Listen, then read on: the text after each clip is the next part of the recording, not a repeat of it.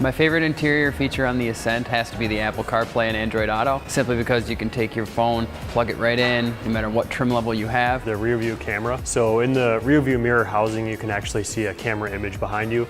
If the car's loaded up with gear, maybe your kids are in the back seat. The new driver's seat, I think it's probably the most comfortable driver's seat out of any car that we've had. My favorite safety feature on the Ascent is the standard EyeSight. EyeSight's all the driver assist technology, pre-collision braking, adaptive cruise control. Pre-collision braking. So there's always instances where you might be distracted for a split second and then the car in front of you might slam on their brakes and then it'll do its job and brake for you. The adaptive cruise control, so that way you can utilize basically Autopilot. So you're hanging onto the steering wheel, but you're letting the car figure out the speed you need to go based on what you tell it, mixed with what the speed of the car in front of you is going, so it can adapt. My favorite drivability aspect of the Ascent is probably how smooth it drives and the adaptive cruise control. I like that it has the ability to have good miles per gallon, but at the same time have that turbo to get you a little bit more acceleration when you get on the highway. It's a large car, but it has the feel of a much smaller vehicle. Minimal body roll. The engine with the turbocharger is very peppy and responsive. I think what customers love about the Ascent most is that it's finally providing a Subaru that has even more space than what they've had in the past. The size, that it accommodates more than 3 kids or a bigger family. Customers love all the space on the Ascent. It's designed for families of 7 or 8, and there's